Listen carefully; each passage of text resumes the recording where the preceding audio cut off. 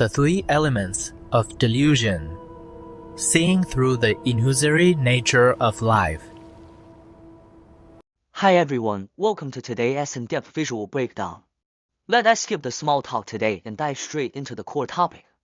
This time, drawing upon the profound wisdom shared by the Australian Buddha Association.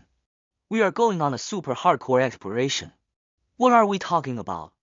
The mind, the body, and the biological mechanisms behind them. Have you ever pondered in your daily life how your consciousness actually drives this physical body? Or why is it that even though we desperately want happiness, we always end up trapped in endless suffering? If you've ever been curious about these questions, today's content will completely upend your inherent understanding.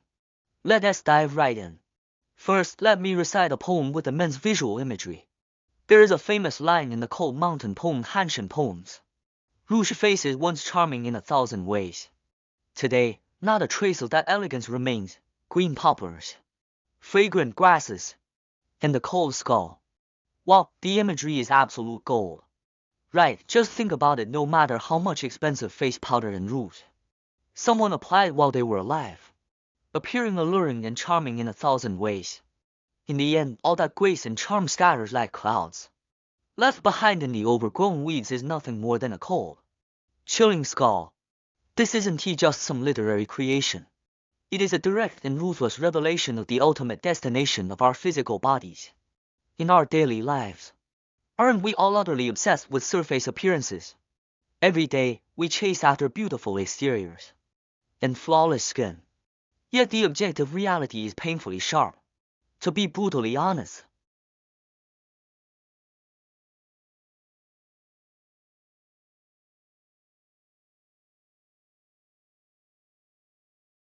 filled with waste inside the gastrointestinal system. What's even more shocking is that outermost layer of skin that we carefully pamper in front of the mirror every day. Spending a fortune on expensive skincare products from a biological standpoint is already dead skin. In other words, we are spending our days in an almost obsessive decoration of a biological machine that is slowly decaying. Alright, to sort this issue out clearly, here is our roadmap for today. Step E. See through the illusory nature of the body. Step R. Analyze the three elements of delusion. Step 3. Avoid the traps of labels and blind spots. Step 4. Understand how consciousness steers the physical body. And finally, learn to stop chasing illusions. Let's look at the first part, the illusory nature of the body. Seriously, have you ever truly examined your own physical body? In truth, the body is merely a temporary container that is bound to break down sooner or later. In the sharing, the master pointed out a stark fact: the skin you admire in the mirror and spend a fortune maintaining is fundamentally no different from the skin on a corpse. The only difference is simply that it hasn't fallen off your body yet. This might sound a bit harsh, but it is precisely meant to wake us up from our cognitive slumber. It tells us loud and clear: never ever tie your precious self-identity compo to this material shell that is bound to expire sooner or later. It is simply not worth it. Next, we enter the second part, analyzing the three elements of delusion. This is the very root of our suffering and attachment. Here, the master puts forward an extremely clear three-step framework that completely strips bare the three major elements of delusion. What is the first? It is when you arbitrarily define things and slap a bunch of false labels on them. Second, you don't understand the standard operating procedure of how things operate, meaning you don't understand objective natural laws, yet you blindly operate within it. And the third step, which is the most fatal, you mix in afflictive emotions like greed, anger, ignorance, pride, and doubt. So, here is the key takeaway: when you stack these three elements together, the so-called reality you experience every day is, to put it bluntly, a complete and utter illusion. This brilliantly points out how absurd our daily anxieties really are. The master used a vivid analogy. He said that if someone were to cry and laugh over empty space, something that doesn't even exist, going back and forth between extreme joy and intense rage, you'd definitely think, wow, this person is out of their mind. Yet if you really think about it, isn't that exactly what every single one of us does every day? We stubbornly cling to illusory phenomena that we've defined ourselves as and that are constantly changing, mistaking absolute illusion for absolute reality. This is inherently a state of severe psychological delusion. Alright, let's move on to the third part, the traps of labels and blind spots. Let's talk about human language and the innate flaws of our cognition. Those flavors of sour, sweet, bitter, pungent, and salty, or the colors of red, orange, yellow, green, blue, indigo, and violet that we hold so dear, do you really think they actually exist objectively in the universe? The master cuts straight to the point, they do not exist at all. These things are merely labels that humans coolly invented for the sake of communication. Just think about it in different languages. The pronunciations for the exact same taste or color are completely different. Colors and tastes are essentially just your nervous system's translation of external information. They are by no means eternal, unchanging entities in the universe.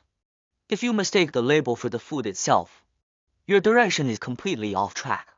Following this train of thought, the master then redefines SOP, a modern business term, in an exceptionally profound way. Here, SOP is certainly not a text manual written on paper or a slogan chanted every day. What is a true SOP? It is an execution process that completely aligns with natural laws without a single flaw. Like a flawless industrial production line, every step is executed with absolute precision, naturally producing perfect products from scratch.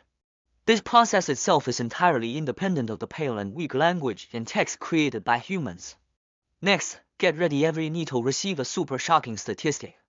When human beings rely entirely on false labels they've set up themselves, while lacking understanding of true natural laws, and at the same time carrying a massive load of personal emotions to deal with the world, how high do you think our blind spot failure rate is? The master says, close to 100%.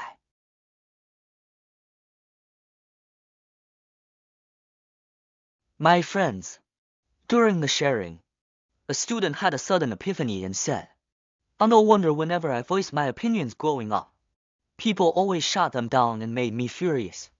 Turns out, everyone was standing in their own 100% blind spots and labels, arguing with each other. No wonder life feels so painful and full of conflict." That is a logical certainty. Having figured all this out, we enter the most exciting fourth part, consciousness steering the body.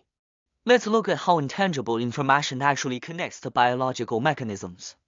As we discussed earlier, the physical body belongs to the material world and is fundamentally a dead object.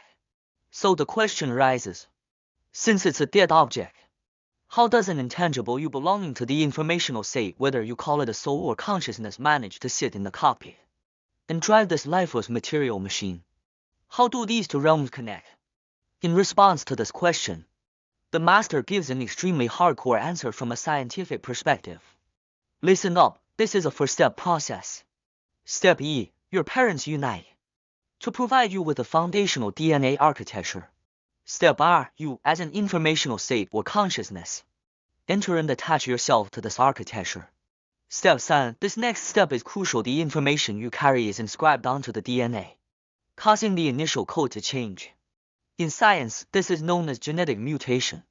Through thousands of ways proteins fold, it precisely matches the complex karmic information you brought with you. Step C, commanded by this information, the body begins large-scale infrastructure construction, paving an immensely vast informational network. That's right, this is your nervous system. Therefore, you see, your nervous system did not just go haphazardly, it is a hardware interface custom built entirely for you, allowing all your intangible information to be precisely delivered to every corner of your body. From birth onwards, your daily habits, desires, learning, and thinking are constantly shaping the system. The neural circuits you use most frequently grow thicker and more developed. To put it simply and bluntly, your consciousness software has personally paved and solidified the hardware network within this physical vessel, thus perfectly achieving the steering of this biological machine. Isn't that simply magical? Finally, we arrive at the fifth part, stop chasing illusions. Face the truth of death head on, and reclaim the true self. Here, the master completely strips away the mystery of death. It is by no means some mystical end, but merely a complete physical system crash. Why does the machine crash? Because for the sake of delicious food and fleeting sensory pleasures, we frantically shove things into our bodies. As a result, filtration systems like the liver and kidneys work themselves to exhaustion every day trying to help us detoxify. day in and day out. In our ignorance and delusion, we frantically overwork and ravage the system until it suffers severe wear and tear and decays, ultimately causing the hardware to fracture and break down completely. At that point, your intangible consciousness realizes that no matter how hard you step on the gas pedal, this material interface can no longer receive any commands. And that is the coldest truth of death. However, do not fear. There is a huge comfort here. And it is the core wisdom that runs through this entire sharing. Listen closely, what will break down, wear out, and collapse is always and only that biological container belonging to the material world. As for that true self, that is able to command the body from behind the scenes and observe all of this unmoved and undisturbed, it is formless and immaterial. This formless self can never be worn out or destroyed by any material world. The master poses an extremely thought-provoking question at the very end. He says the clouds in the sky float around every day, but they actually have nothing to do with you. So why on earth do you insist on running after the clouds' tails? The messy delusions, emotions, and attachments in our minds are actually just like those illusory clouds in the sky. Since today, we have seen through the illusory structure of the body and thoroughly understood how delusions operate. Do you really still want to exhaust your biological organ fighting to the death over things that don't even exist? Or starting today, shall we try simply ignoring them and truly mirroring things in their original nature? I hope today's in-depth visual breakdown from the Australian Buddha Association has brought you some truly useful insights. See you next time.